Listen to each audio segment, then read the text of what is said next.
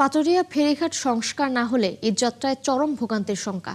এ নিয়ে আরো তথ্য জানাতে আমাদের সাথে যুক্ত হচ্ছেন সহকর্মী মনিরুল ইসলাম মিহির।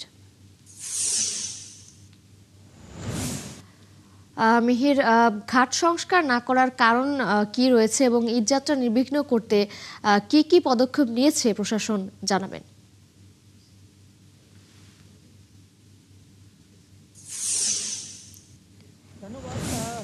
হিসাব মূলত ঘাট সংস্কারের কাজ আমরা অন্যান্য বছরগুলিতে দেখি যে ঈদের ঠিক এক সপ্তাহ আগে হয়ে যায়, কিন্তু এই বছরের চিত্রটা একেবারেই ভিন্ন।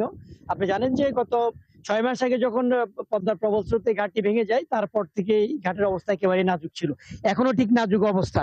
এখন সংস্কারের বিষয়টি হচ্ছে যে এখানে পানির স্তর অনেক নিচে নেমে গিয়েছে, যার কারণে যে পন্টুনগুলি আছে সেগুলি উপরের লেভেল থেকে নিচের লেভেলে নামানো হয়েছে। অর্থাৎ এখানে যে অ্যাপ্রোচ সড়কটি আছে পন্টুন থেকে যে যানবাহনগুলি উপরে উঠে, এখানে মূল সমস্যাটা। এখানে আমরা দেখেছি প্রতিনিয়ত যে অ্যাপ্রোচ সড়কগুলিতে যানবাহন, কোনো না কোনো যানবাহন কিন্তু আটকা পড়ছে। তখন কোনো ব্রেক ফেল করে গেলে সেই দু একটি গাড়ি হয়তো অনেক সময় পন্টুনে পড়ে যায়, দু একটি নদীতেও পড়ে যায়। আপনি জানেন যে গত 3 দিন আগেও একটি তেলবাহী ট্যাঙ্কার ব্রেক ফেল করে পরবর্তীতে নদীতে পড়ে গিয়েছিল।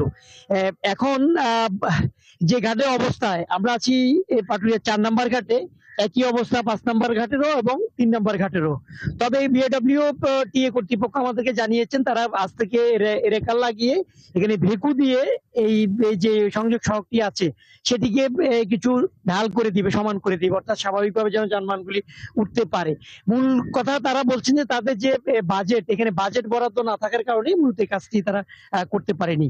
কিন্তু এই যে দুর্ভোগ, সামনে যে ঈদের আর কয়দিন মাত্র বাকি আছে, এরই মধ্যে যদি অতিরিক্ত যানবাহনের চাপ বেড়ে যায় তখন কিন্তু এই দুর্ভোগ তৈরি হয়ে যাবে, লম্বা একটা লাইন পড়ে যাবে। তো এখানে ঘাট এলাকায় যারা আছেন, আমরা ঘাট এলাকায় তাদের সাথে একটু কথা বলে জেনে নিই আসলে। আচ্ছা, এই যে ঘাটে এখানে তো যানবাহনে ওটা দুর্ভোগ হয়, আপনারা কি দেখছেন, আসলে কি সমস্যা হয়?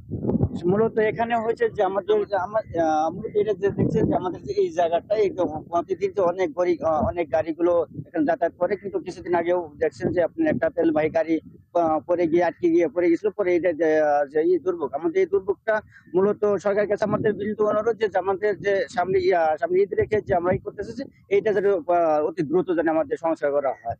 অনেক অনেক ধন্যবাদ। শুনছিলেন আসলে এখানে স্থানীয় যারা আছেন তারাও বলছেন যে এখানে দ্রুত যেন এটি সংস্কার করে দেয়, না হলে যে ঈদের যখন অতিরিক্ত চাপ পড়ে যাবে তখন এই দুর্ভোগ কিন্তু সামাল দেওয়া খুব কষ্ট হয়ে যাবে।